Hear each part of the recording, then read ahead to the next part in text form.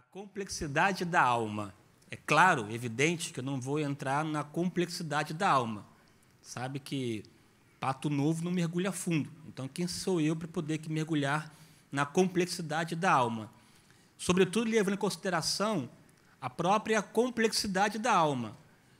A partir do século XIX, especialmente, alguns homens cientistas se debruçaram sobre a alma, aí Freud, Jung, seja na psicologia analítica ou na psicanálise, que desenvolveram informações para além do conhecimento, inclusive, dos homens do Novo Testamento, e, portanto, trazendo informações novas. Não vou entrar nessa questão, porque a minha abordagem aqui será meramente teológica, aquilo que a Bíblia fala sobre a alma, sobre essa parte material que faz parte da nossa vida. Então, a gente vai analisar e entender um pouco das demandas dessa alma, certo? Sem entrar nas demandas das pulsões humanas, daquilo que tem que ser recalcado, sublimado, nada disso. A gente vai entrar aqui naquilo que a Bíblia diz sobre a alma e entender nossa mente para que possamos, através dela, servir a Deus com alegria. Amém, querido? O que vamos tratar hoje, grosso modo, isso, ó. Aí está, né? O que é alma, qual a sua origem, quem a criou, quais são as suas propriedades, qual o destino da alma, quais são as suas necessidades básicas, ou seja, veremos questões relativas à nossa alma, ok? Para tanto, nós teremos que nos reportar primeiro lá para o ambiente do Gênesis. No ambiente do Gênesis, que encontramos a formação do homem. Quando nós falamos na formação do homem, é preciso entender que nós passamos a existir a partir de um processo. A criação não foi algo estanque, foi um processo, marcado por etapas. A leitura que fazemos do texto é uma leitura direta, mas encontramos no mesmo texto essas etapas da criação. A primeira etapa está lá, colocada no capítulo 2, versículo 7, que declara, textualmente: e formou o Senhor Deus o homem do pó da terra. Essa expressão reporta-se à formação da parte somática do nosso corpo, da parte material. Você encontra no texto a palavrinha do verbo formar. Esse verbo formar está ligado àquela ação de um artífice, de um poeta, ou de alguém com muito carinho, detalhe, minuciência, destreza, atentando para o embelezamento da obra, formou o vaso. É como um olheiro que molda, a partir dos seus critérios, este vaso. Mas essa obra marcada por detalhes, carinho, especificidade, atenção, cuidado. E aí está posto o mesmo verbo usado lá por Jeremias, no capítulo 18. E, além de ser o formou, quem formou o homem, o texto afirma o Senhor. E formou o Senhor Deus. Esse Senhor Deus aí, no original, o Senhor, é aquela palavrinha Elohim, porque no capítulo 1 e 2, o Deus da criação é o Elohim, esse Elohim, o Deus criador, que demonstra capacidade criativa, de elaboração, de soberania, mas também nos traz a ideia à tona, essa composição da sua natureza triúnica, porque a palavra Elohim seria deuses, mas para focar essa unidade composta, Deus subsistindo em três pessoas, Deus Pai, Deus Filho, Deus Espírito Santo. Portanto, nessa palavra, nós temos aí essa fase embrionária da doutrina da Trindade. É bem verdade que a doutrina vai sendo paulatinamente descortinada, sobretudo no Novo Testamento, que é se dá de maneira mais clara e direta. Mas foi o Elohim que criou. É importante essa informação,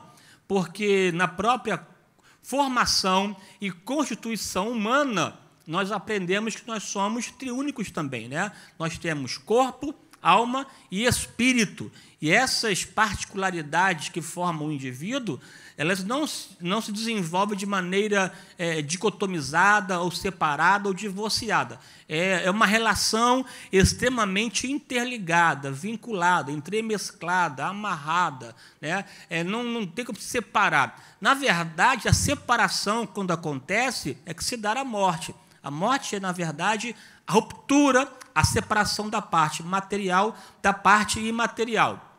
Agora, por que eu estou colocando essa afirmativa da primeira etapa? Porque a Bíblia afirma que nós somos, né, do pó da terra. Porquanto és pó, e ao pó tornará. O que está posto aqui é que nós nos identificamos totalmente com o mundo material. E isso não é pecado, isso não é fragilidade, isso não é uma prisão. O próprio Deus nos formou e possibilitou, na nossa formação, essa identificação, esse diálogo e este pertencimento. O equívoco se dá quando nós queremos romper com esse pertencimento, com esta identificação, e pensamos que somos somente espirituais e atentamos somente para o reino espiritual e queremos negar a nossa vida aqui na terra. Nós queremos negar, mas o próprio Deus afirma que somos pó,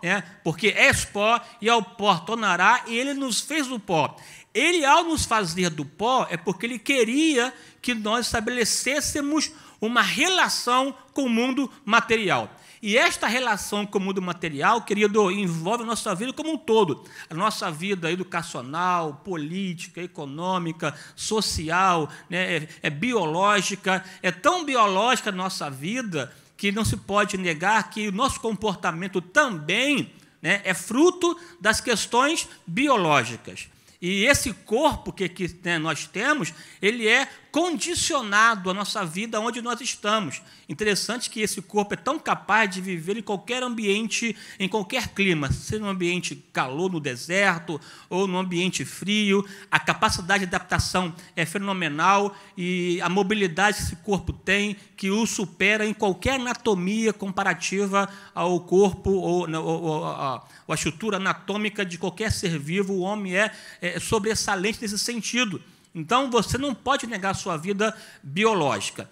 Você, na verdade, condicionamos. Também que veremos também que, da mesma forma que o corpo sofre condicionamento, também é possível condicionar a alma, e aí você precisa entender que condicionar o corpo, bem como a alma, perpassa a nossa capacidade de pensar, daí a ideia da razão. Vamos lá. Né? Agora, somente isso, o homem só é matéria? Não. Aí tem a segunda etapa da formação do homem, né, humana. A primeira etapa, Deus formou o homem do pó da terra. A segunda, está lá, e soprou em seus narizes, né, ou nas suas narinas, o fôlego de vida, ou o fôlego da vida. Você percebe que são duas orações, e formou o Senhor Deus o homem do pó da terra, e soprou em suas narinas. Esse aí é um aditivo, está somando mais uma informação. É que naquele corpo, né, naquele boneco de argila, Deus soprou em suas narinas o fôlego da vida. Este sopro é significativo, fundamental, e faz com que a nossa construção, né, fosse feita de maneira completa. A completude da formação humana culminou com este sopro divino. O sopro divino possibilitou vida àquele boneco de argila. Neste sopro, aqui é claro que há um mistério nesse sopro, porque não podemos traduzi-lo de maneira total e completa, mas encontramos, biblicamente, algumas informações que estavam presentes, algumas potencialidades presentes neste sopro. Este sopro divino, Deus decidiu, naquele boneco, compartilhar, socializar, comunicar propriedades, condições que existiam em Deus. Deus comunicou, ou Deus participou, socializou, né, ao homem elementos que estão nele e que agora passariam também a existir neste homem. E esta socialização, esta comunicação não foi aleatória. foi pensada, porque esse texto aqui ele está inserido no processo criativo, né? Deus planejou, pensou na criação, começou a executar a criação, e a Bíblia diz que no sexto dia, ou seja, na culminância da criação, no ponto culminante, no ponto principal, no zênite da criação, Deus então começou a colocar, a fazer o homem com um intuito muito claro dele, homem, governar a criação. Deus queria, portanto, colocar o homem numa posição privilegiada, numa posição de domínio, numa posição de governo. E para governar e para dominar, este homem precisaria de potencialidade, precisaria de condições para exercer o domínio. Deus jamais cobrará de mim e de você aquilo para o qual Ele não nos designou. Agora, para aquilo que Deus nos designou, nós responderemos por isso, seja fazendo ou não fazendo, seja aceitando aquilo que Deus estabeleceu, ou seja, pela nossa decisão de ignorar aquilo que Ele previamente estabeleceu. Estava no coração dele, de Deus, entregar ao homem o governo de tudo aquilo que se move sobre a terra, conforme a própria Bíblia diz.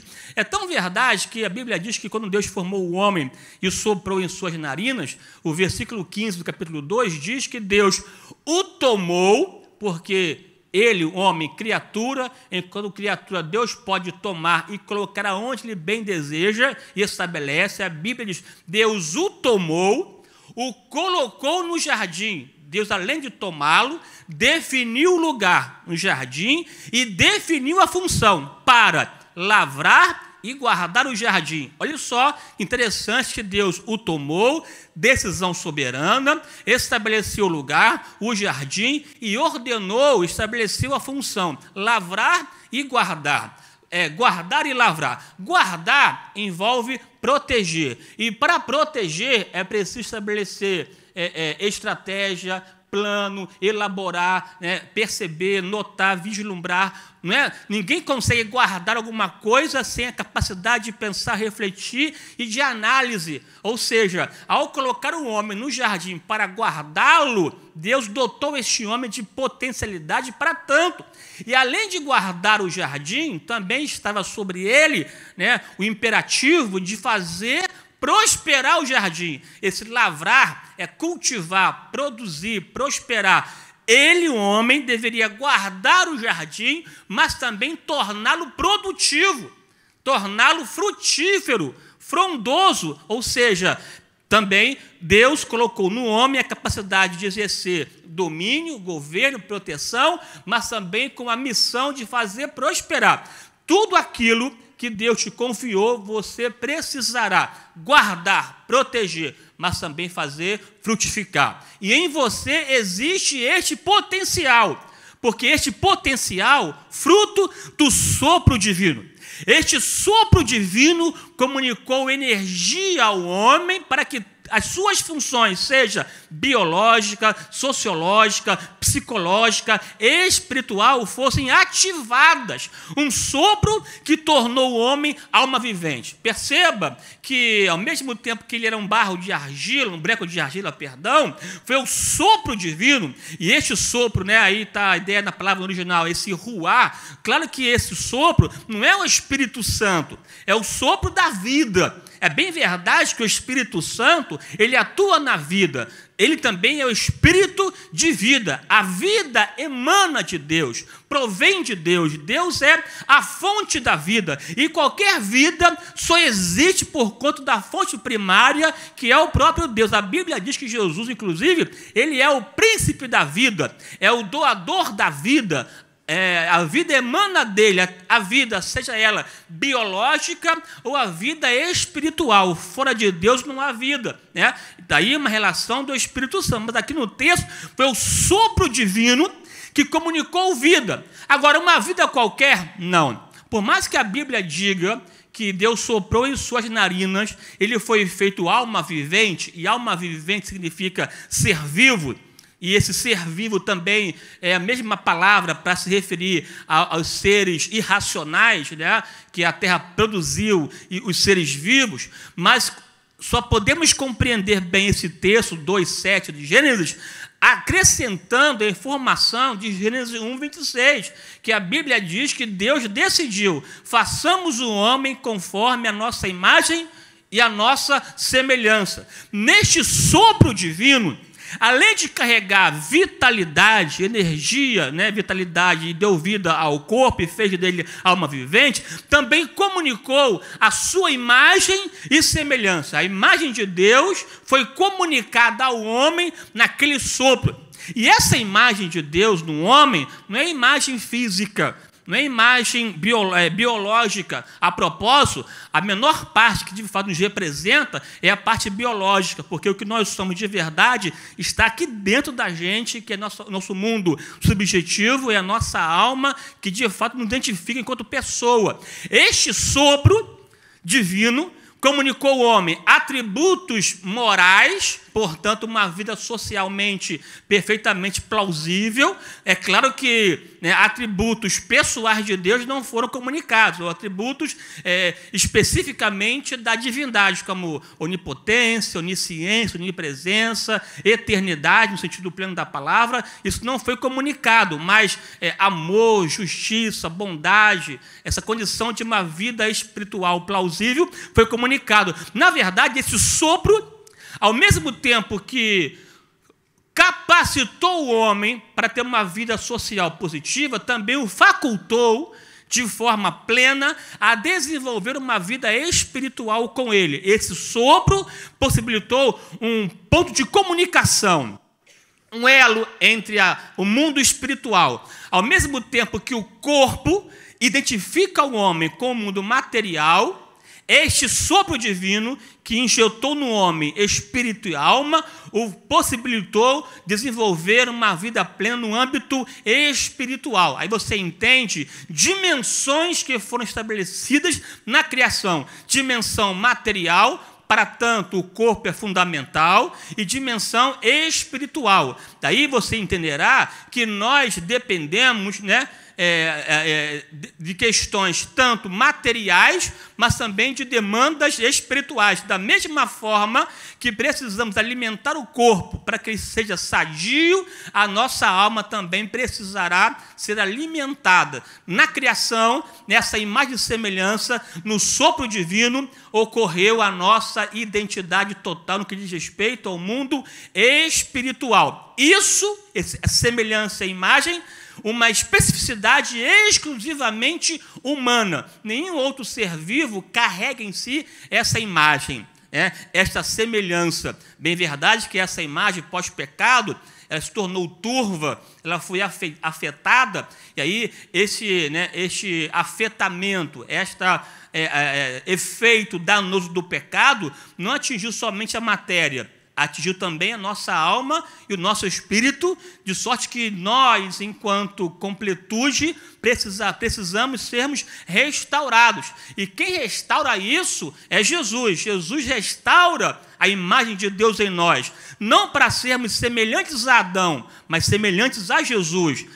Não estamos, na verdade, estamos ligados a Adão nessa vida terrenal. Nós somos herdeiros de Adão, mas em Jesus, o segundo Adão, que está a nossa construção futura. Se no passado estamos ligados a Adão, a partir da vida em Cristo, no futuro, cada vez mais estaremos ligados em Jesus, porque nós o veremos e seremos semelhantes a Ele. Você pode dizer amém por isso?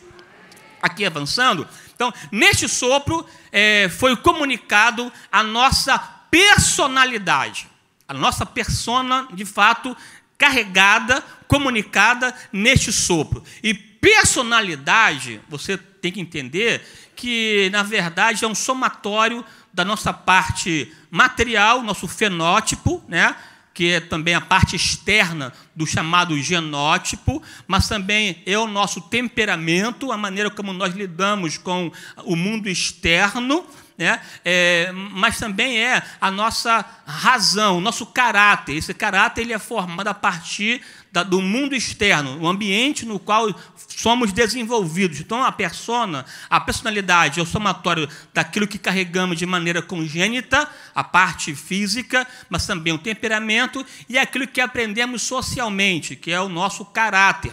Então, essas dinâmicas todas que, na verdade, são manifestas a partir do comportamento.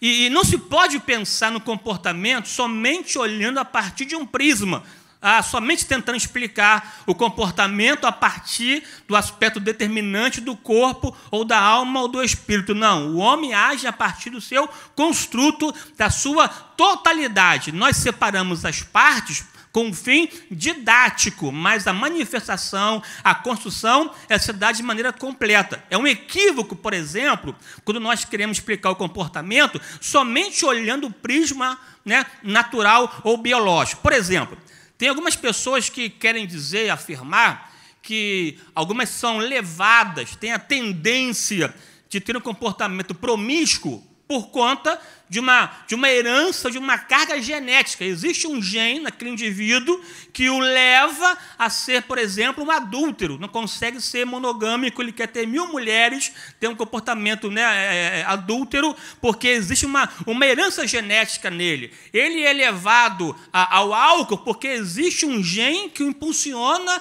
a ser um alcoólatra. Ou ele é uma pessoa dada, né, ao crime, ao roubo, porque existe um gene que o leva a roubar. Ele é um homossexual porque existe um gene que o leva à prática homossexualista, tentando, na verdade, tirar do sujeito a sua responsabilidade, a sua capacidade de decidir, de determinar, porque se é biológico, é natural. Se é natural, tem que ser aceito, não pode ser contestado. Agora, isso não tem base nenhuma bíblica, porque nem tampouco também científica, porque as demandas humanas não são respondidas somente pela questão biológica. Até porque, mesmo se houvesse, que não há, mesmo que houvesse um gene propensor a tal prática, nós não somos somente somáticos. O homem não é uma máquina de carne. Existe nele alma, e essa alma tem propriedades próprias, dentre elas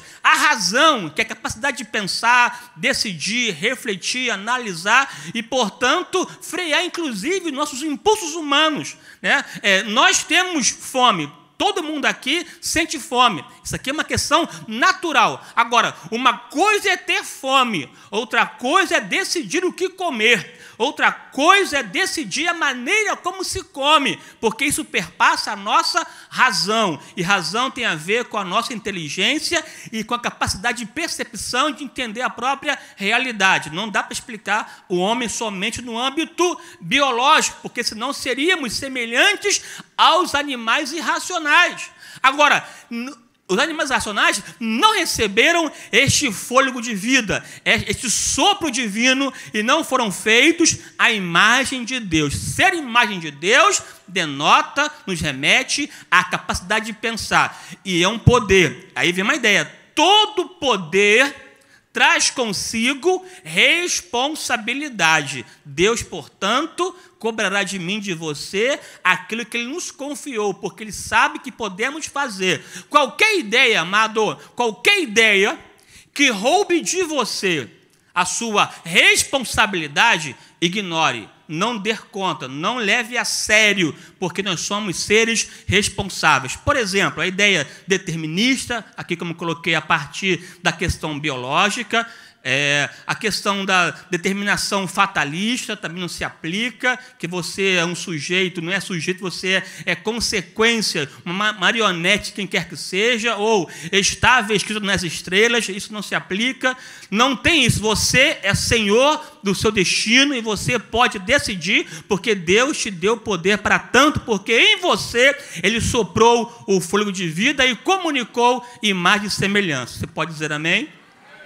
Aqui avançando, rapidinho, resultado, o sopro divino, né, tá lá, e o homem foi feito alma vivente, um ser vivo, isto isso se aplica aos animais, pois ambos são criaturas de Deus, mas imagem e semelhança o distingue de toda a criação. O homem é um ser físico espiritual, pois o sopro divino comunicou vida ao boneco de argila e o transformou em alma vivente. Logo, o homem possui necessidades físicas e espirituais. Não dá para negar isso. O homem, porque nesse sopro, além de muitos poderes comunicados, também nele, ele também inseriu no homem a necessidade de Deus. Todo homem, em qualquer lugar, de qualquer época, necessita de Deus. Há uma lacuna, um espaço nesse homem que só é preenchido por Deus. Só Deus pode preencher.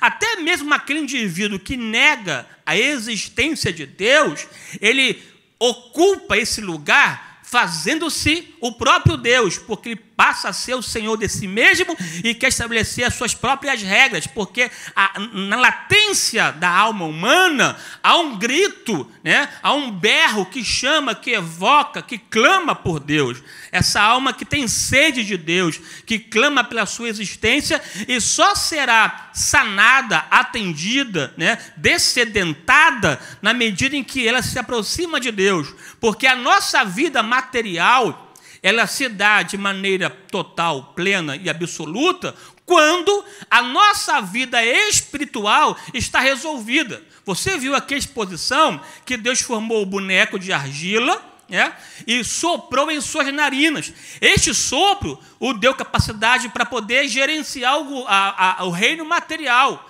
Só foi possível gerenciar, governar o reino material a partir da potencialidade espiritual. O mundo espiritual suplanta, ou melhor, age, governa o mundo material. Quando nós queremos somente viver na dimensão material, não podemos, inclusive, viver a dinâmica, ou a grandeza, ou a riqueza que esse mundo pode nos proporcionar. Porque é a partir do entendimento espiritual que a nossa vida material ocorre de maneira positiva e frutífera. Porque a própria Bíblia diz que Deus, ao formar o homem, soprou nele o fôlego de vida e comunicou vida completa. Aí então estabeleceu, e abençoou o Senhor Deus o homem, dizendo, multiplicai, dominai, multiplicai, frutificai e enchei a terra. Esse dominar, multiplicar e encher a terra, ou seja, fazer-a prosperar, foi por conta dessa bênção de Deus manifesta. Primeiro Deus, e abençoou o Senhor Deus o homem, dizendo, primeiro foi a bênção.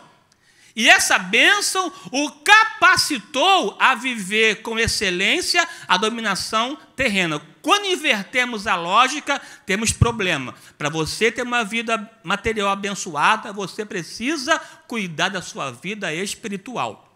E cuidar da vida espiritual é entender que Ele é Senhor e você é servo. Cuidar da vida espiritual é entender que Ele pode te tomar, definir o lugar e estabelecer a função. E tomou o Senhor Deus o homem, colocou no jardim e ordenou. Você deve lavrar e guardar o jardim. Você está entendendo? Diga amém. Aqui, rapidinho, avançando.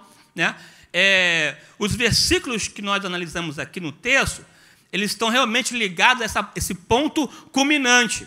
Deus nos privilegiou. Ele nos colocou numa posição privilegiada. Você não é obra do acaso. No plano criativo, a culminância estava centrada no homem. Você foi pensado, planejado e veio à existência com um propósito. Propósito este é, primeiro, louvar a Deus, porque você foi feito para louvor da sua glória. Segundo, exercer domínio, exercer dominação. Deus foi o primeiro ser no mundo material que exerceu influência, porque Ele soprou em nós o seu Espírito. Este soprar é influir, é fluir para dentro. Ele comunicou que estava nele, em nós. Comunicação só acontece plenamente quando o que está no transmissor passa a existir também no receptor. Através do canal comunicativo, a mensagem é transmitida e o que estava no transmissor atinge o receptor. Ou seja, comunicação é tornar comum uma ação. O que está em mim deve estar no outro. Você pode falar muito, mas não quer dizer que você está comunicando, porque comunicar é fazer uma ponte, um elo entre você e que está te ouvindo. E a linguagem é fundamental para isso, de sorte que se Deus influenciou a minha vida, sobrando em mim, e essa influência se traduziu em vida, por que você não podemos influenciar? Você tem a capacidade, o poder de influenciar, ou seja, o que você carrega, a vida de Deus, o mundo de Deus, o poder de Deus, a mente de Deus, você deve difundi-la, deve socializá-la, deve comunicá-la para a glória do nome de Jesus, porque você foi dotado de poder para isso. Deus te fez para dominar. Agora, essa dominação não é ser soberano, porque em nenhum momento Deus fez com que o homem entendesse que era independente. Não, ele foi feito para dominar a partir de um poder delegado. Na medida em que ele estivesse vinculado com Deus, ele exerceu o domínio de forma positiva. Aqui avançando rapidinho. Este sopro comunicou ao homem essa coisa, este ser chamado alma. Alma, O sopro divino possibilitou ao homem alma. E essa alma vivente, ser vivo, com potencialidades. É claro que Moisés não compreendia plenamente a estrutura do aparelho psíquico. Não tinha essa ideia, mas sabia que existia algo para além da parte material. Essa compreensão da parte material ela vai ocorrendo paulatinamente. No mundo de Paulo, já havia uma outra concepção em relação à parte material. Mas o fato é que já nos Salmos, por exemplo, posteriormente a Moisés, já havia uma compreensão sobre essa dimensão imaterial, a dimensão espiritual. Porque encontramos vários salmos em que há essa compreensão e percepção do mundo imaterial da mente. Por exemplo, Salmo 103, diz lá, diz: bendize, ó minha alma, ao Senhor. Ele está conversando consigo. É um momento de monólogo, de diálogo entre ele e com ele mesmo. Essa percepção interna é da análise, da percepção de si, porque a razão possibilita isso, essa compreensão de si e da realidade. Então ele está indagando, bendize, ó minha alma, ao Senhor, e tudo que há em mim, bendiga o seu santo nome, e não te esqueça de nenhum dos seus benefícios. Ou seja, está convencendo a sua mente, o seu coração, a sua vida interna a adorar a Deus. Por que te abates, ó minha alma? Por que te perturbas dentro de mim? Espere em Deus, pois o louvarei. Também uma compreensão já muito clara do mundo interior. O próprio salmista 119 vai aclarando mais essa dinâmica interna, quando ele afirma: como purificará o mancebo o seu caminho? Observando conforme a sua palavra, ou a tua palavra. Ele fala para Deus, a tua palavra. E no verso 11: escondi a tua palavra no meu coração para não pecar contra ti. Perceba que a palavra ali usada por ele é coração. E coração com o sentido da sede das emoções, ou centro do verdadeiro eu. Coração ali no sentido de alma, não coração no sentido biológico, mas é o centro da vida interior. Escondi a tua palavra no meu coração para não pecar contra ti. E ao esconder a palavra, ou seja, colocando em um lugar tão profundo, tão íntimo, tão interno, no sentido de que não vai ser encontrada facilmente, não pode ser tirada de forma fortuita ou por qualquer motivo. Esconder, portanto, é um lugar muito especial, muito intrínseco, muito secreto, muito precioso. E esconder a alma no coração envolve colocá-la, aplicá-la nas dinâmicas da alma. E quais são as propriedades ou a faculdade da alma? Razão, emoção e vontade. E esconder a palavra no coração significa nortear a minha vida emocional, a minha vida racional e a minha vontade de acordo com a palavra. É a minha vida inteira completa. É o homem inteiro, o homem todo, e todo homem deve pegar a palavra e mergulhar as minhas emoções, a razão e a vontade, à luz da palavra. Somente assim não pecaremos contra Deus. Se a nossa mente, se a nossa emoção não estiver confrontada, ou enxertada, ou embevecida pela palavra, bem como a razão, a minha decisão será turva e eu não vou glorificar a Deus. Eu posso decidir de forma sadia se a minha razão e a minha emoção estiverem envolvidas na palavra, pela palavra e por palavra, né, de Deus, porque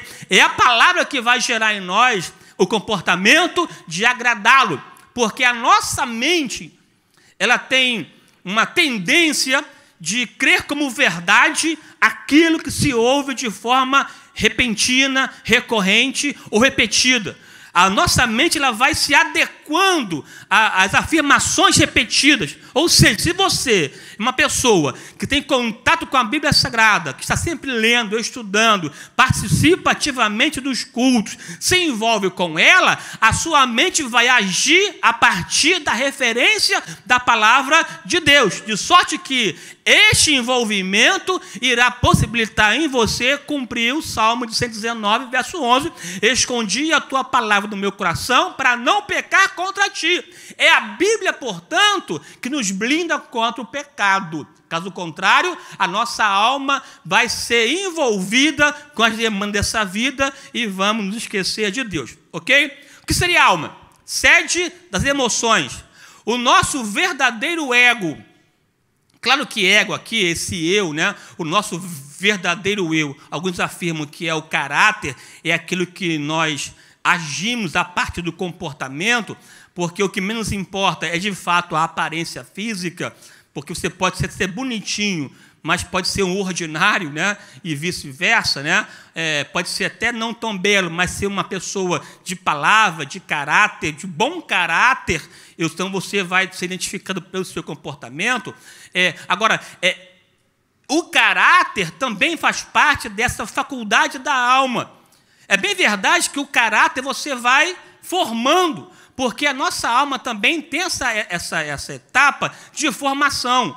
No momento da gestação, né, da fecundação, melhor dizendo, da fecundação, ali do zigoto depois da fase embrionária, a alma vai se construindo concomitantemente com o corpo. É um desenvolvimento constante do ser como um todo. Eu não posso entender um homem somente pela questão biológica. O homem é um ser completo, triúnico, né? Triúnico, ou seja, é o corpo, alma e espírito se desenvolvendo na percepção uterina. É tão isso já dado, porque até mesmo os estudiosos já afirmam que no próprio 6º mês da gestação, o feto, a criança, já é capaz de identificar, né, a voz materna da mãe, consegue já sentir o toque na barriga que a mãe faz, acariciando. Tem a percepção por conta do desenvolvimento dessa alma. O homem foi feito, Adão foi feito, com capacidade reprodutiva total. Tanto que a Bíblia diz, lá no capítulo 5, versículo 1 e 2, que Adão gerou filhos e filhas conforme a sua imagem e semelhança. Ao formar o homem, Deus o dotou de poder de gestação completa. Por que eu estou afirmando isso? Porque tem pessoas que querem ensinar que existe lá na eternidade ou no mundo espiritual um depósito de almas. Nesse depósito de almas, em função de problemas lá comportamental dessa alma, ela é obrigada a se encarnar. E ao se encarnar, ela passa as agruras da vida humana, porque para essas pessoas, esse mundo material é o mundo da corrupção, é o mundo do sofrimento. Então, essa alma que estava livre, agora tornou-se prisioneira num sepulcro chamado corpo.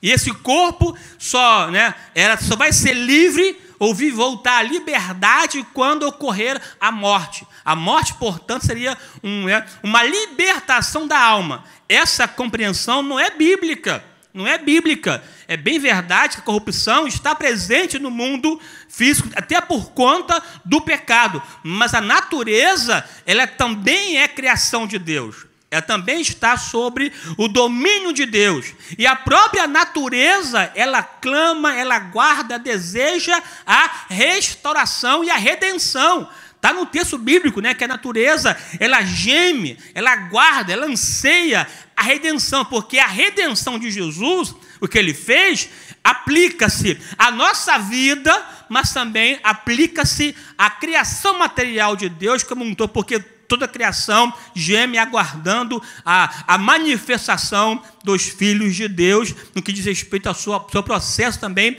de restauração. Então, essa alma pré-existente não existe. O que existe é o homem, Adão e Eva, ali potencializados a produzir filhos conforme a sua imagem e semelhança. E a partir daí, essa alma desenvolve.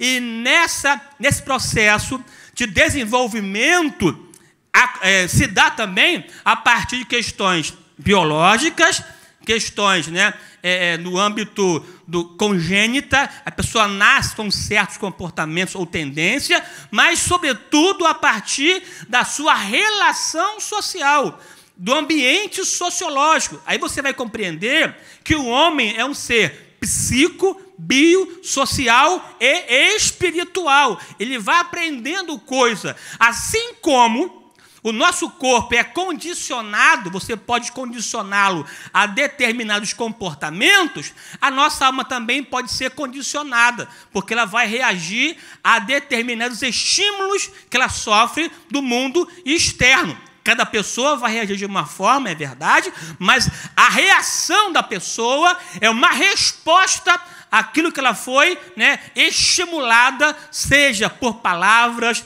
por comandos ou por situação adversa, ela vai se adequando e vai se acomodando, e você precisa entender isso de forma mais racional, ok? Aqui avançando, essa alma, essência básica da vida humana, é a parte material e invisível do homem. Já expliquei essa parte aqui, né? Vou aqui avançar porque não importa, aqui. Razão e mente. Alma. Nela consta a capacidade de pensar, que é a mente humana, mas também das emoções, bem como da vontade. Essa capacidade de pensar, que é a razão, a mente, né? Claro que há um diálogo com o mundo, com a parte fisiológica, com a parte do cérebro, o sistema nervoso central, com as suas dinâmicas que fazem com que as respostas sejam liberadas a partir de reações químicas, mas não é somente quimismo, né? Para além disso, é claro que a parte física também responde, mas se você quer explicar somente a partir de reações químicas, aí não dá, porque o homem é para além disso. Há uma resposta física, é claro, mas a origem também perpassa a nossa mente. E mente tem a ver com inteligência, com lógica, com raciocínio, capacidade comparativa, de percepção, de entendimento. Entendimento tem a ver com a nossa racionalidade.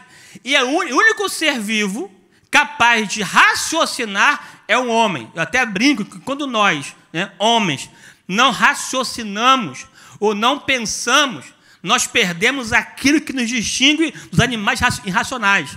Perder a razão é tornar-se um animal irracional. A pessoa que não anda a partir da razão, ela vai se bestializando, vai se comportando como um animal.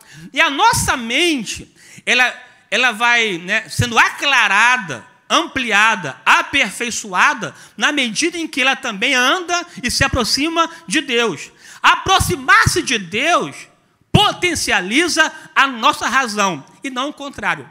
Tem pessoas que pensam que aproximar-se de Deus a tornará irracional. Não. Aproximar-se de Deus nos torna racionais, porque a razão foi Deus que nos deu. A razão, ela tem a sua aplicação nesse mundo material. Olha só o que a Bíblia diz, por exemplo, na passagem do filho pródigo, que a Bíblia diz que ele pediu ao pai a sua parte na herança e foi para uma terra longínqua, uma terra na qual não houvesse, segundo ele, ou na sua ideia, qualquer ideia ou conceito sobre Deus. É viver afastado da referência paterna, portanto, no mundo no qual não houvesse a ideia de Deus, para que ele pudesse viver a sua animalidade sem culpa e sem repressão, no mundo distante de Deus. Lá pelas tantas, depois de perder tudo, dissipar seus bens, a Bíblia diz que ele desejou comer as comidas que eram dadas aos porcos. Ele desejou se comportar como um porco. Longe de Deus, ele vai perdendo essa imagem, vai se aproximando do mundo animal. Ao voltar para Deus, esse retorno aconteceu primeiro, a partir da renovação da sua mente. O texto é claro, né? Levantar-me-ei, e caindo ele em si. Cair em si é voltar à sanidade. Cair em si é aflorar, é despertar a sua própria consciência, é percepção de si e da realidade. Cair em si é usar a razão, o entendimento, a lógica. E caindo em si, ele percebeu, né, que não precisava sofrer o que estava sofrendo. Então, uma vez percebendo, uma vez acalando a mente, ele então determinou: levantar-me-ei, irei ter com meu pai, e dir-lhe-ei: pai, pequei contra os céus e perante ti. Mas a atitude primeira aconteceu no seu modo de pensar, na sua mente. Conversão acontece de verdade quando nós somos convencidos por Deus, através da ação do Espírito Santo. A conversão de verdade é um convencimento. A pessoa é convencida racionalmente.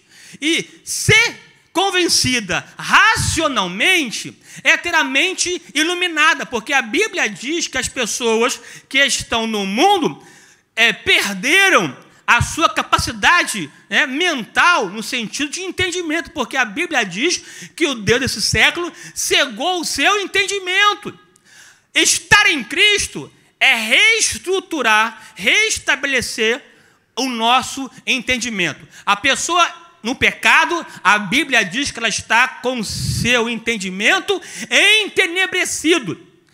Ela vive em obscuridade de comportamento, ela vive em vacuidade de pensamento, a sua mente está turva, manchada, não consegue perceber, porque logicamente, a melhor coisa que podemos fazer é servir a Deus.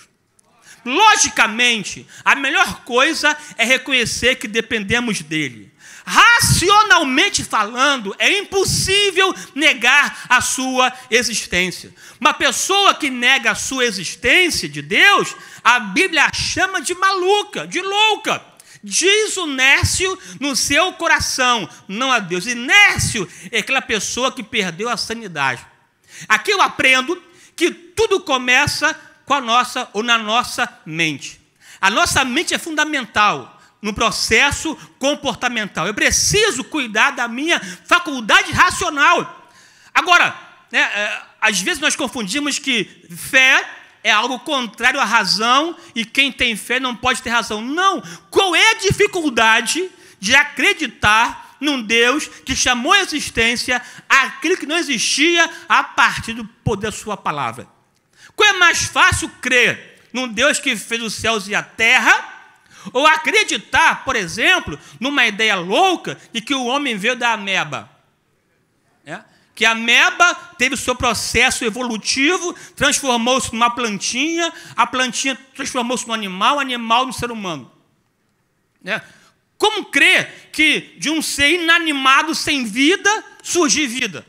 Isso é ilógico, isso é uma afronta à razão. É uma afronta ao entendimento. Deus quer que você use a sua razão. Agora, usar a razão demanda esforço, demanda dedicação, esmero. Eu estava numa filial um tempo atrás ensinando como interpretar um texto bíblico.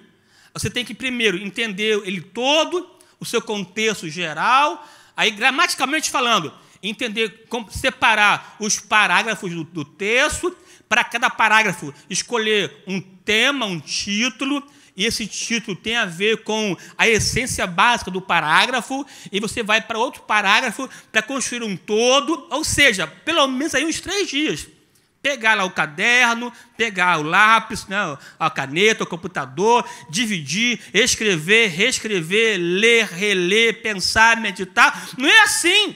O problema que nós queremos é o pirlim-pim-pim. Não.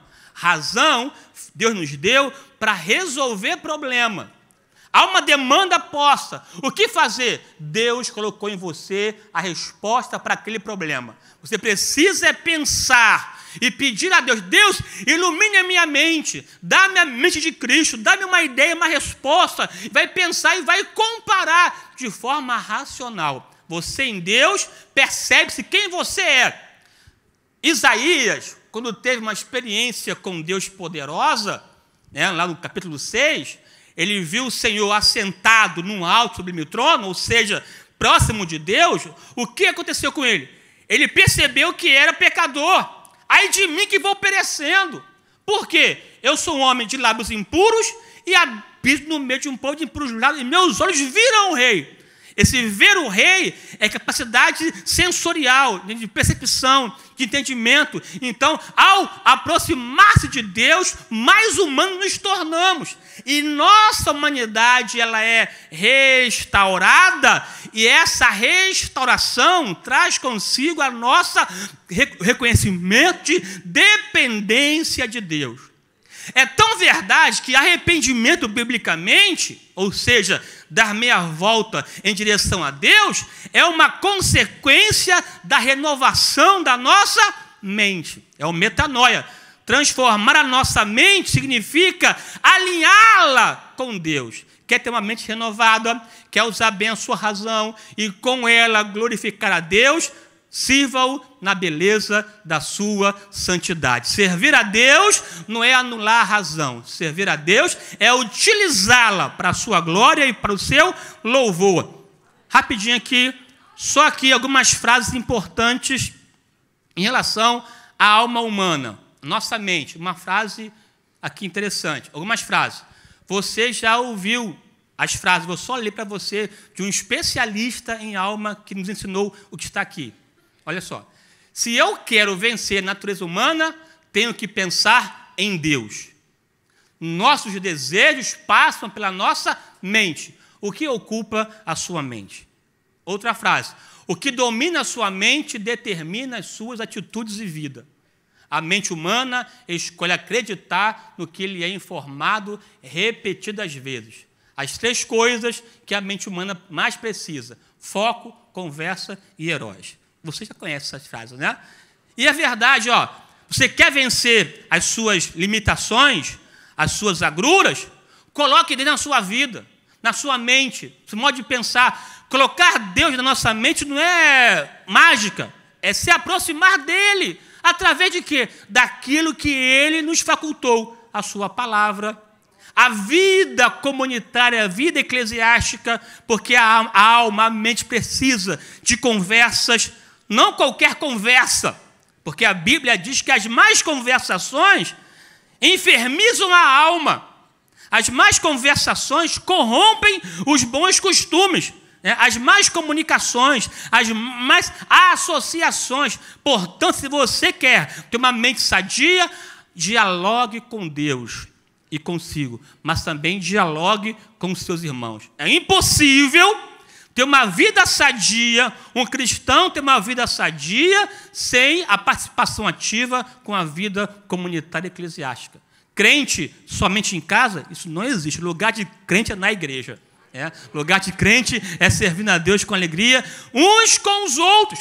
Esse uns com os outros na Bíblia é forte. Orai uns pelos outros, perdoai-vos uns aos outros, suportai-vos uns aos outros. Esse uns aos outros fala de relacionamento. Você precisa selecionar, mas precisa se relacionar com Deus e também com o teu irmão, porque a nossa alma precisa de conversa e precisa de referência.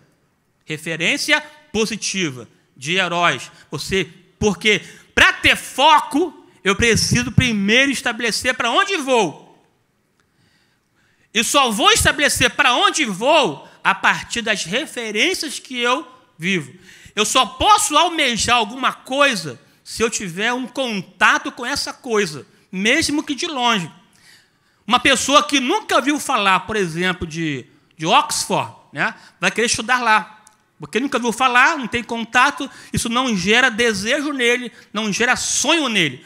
Mas quando ele, né, ou lhe foi apresentado, né, a riqueza, a construção, a arquitetura, as condições de Oxford, vai nascer nele uma vontade de ir para lá. Eu quero estudar em Oxford, ou em Harvard, enfim, não importa, né? Porque ele vai ser impactado e vai gerar nele o desejo para. Uma vez gerando o desejo, aí vem a resposta, as ações, as atitudes, consequências desse ato primeiro que atinge a nossa alma, que desemboca na nossa vontade. Está aí. Você quer, de fato, ter uma mente sadia, tenha foco, converse com gente boa, mas também tenha boas referências. Faça como fez o apóstolo Paulo, e aqui eu encerro. Está lá. Paulo ensinou-nos. Filipenses 3, 13 e 14. Mas uma coisa faço, que esquecendo-me das coisas que para trás ficam e avançando para as que estão diante de mim, prossigo para o alvo. Primeiro que ele fez, mas uma coisa faço. Só pode decidir uma coisa faço é quem tem razão, quem tem capacidade intelectiva de decidir. Uma coisa faço está no presente, uma decisão pessoal. Você pode e deve mudar de vida. Mas só você pode decidir mudar de vida. Deus respeita, inclusive, a nossa decisão. Quando Deus formou Adão e o colocou para nomear os animais viventes, a Bíblia diz que Deus ficou observando Adão dar nomes aos bois, ou dar nomes aos animais, porque é decisão humana. Você pode e deve decidir. Paulo decidiu mudar. O que fazer? Esquecer das coisas que para trás ficam. Eu não vou ficar preso ao passado, seja positivamente ou negativamente, porque eu não tenho ingerência, domínio sobre ou no passado. O passado eu aprendo com ele, mas não vivo nele. Eu até vivo, né? Porque sou historiador, né? Vivo do passado. Enfim, mas não vivo preso ao passado, né? A minha vida está focada na frente. Ao mesmo tempo que eu sou o que sou por conta do passado, essa gama de vivência deve potencializar o meu foco para frente. Esqueço as coisas do passado, mas o quê? Só esquecer? Não. Não é só estar parado. Ao mesmo tempo esquecer, mas avançando para a questão na minha frente ou adiante de mim. Esse avançar aí é andar com veemência para frente e superar limite. É aquela ideia do esticando-me para frente. Esse avançar é aquele esforço maior, porque para romper aonde nós estamos é preciso que haja um esforço, né, uma dedicação. Até para conhecer a Deus precisa de esforço. Diz lá o texto bíblico: conheçamos o Senhor, esforcemo-nos em conhecê-lo, porque assim como o sol nasce, é racional, eu observo, eu vejo diariamente, continuamente, né? Continuamente, constantemente, o sol nasce. Assim como o sol nasce, ele aparecerá e virá para vós como chuva seródia que rega toda a terra. Mas conheçamos o Senhor e esforcemo-nos em conhecê-lo. É decisão, é esforço, é esmero. Prossigo para o alvo. Prosseguir aqui é caminhar em direção à meta previamente estabelecida. Quando eu não estabeleço a meta, não sei para onde vou. E quem não sabe para onde vai, não sai do lugar. Fica andando em círculos. Deus quer que você estabeleça meta na sua vida, mas mais do que isso, acredite que você tem condição, na presença dele, de alcançar os seus objetivos para a glória do nome do Senhor. Deus quer que tenhamos mente sadia, mas também corpo sadio. Ou corpo sadio, mas também alma sadia. A minha oração é que a tua alma vá bem, assim como o bem está. A minha oração é que o teu corpo vá bem, assim como a sua alma também é saudável na presença do Senhor. Cuide do seu corpo, porque ele é fonte é originário, é templo do Espírito Santo, mas também cuida da sua alma, adorando a Deus na beleza da sua santidade. A minha alma engrandece ao Senhor, e o meu espírito se alegra em Deus, meu Salvador. Amém. Deus te abençoe.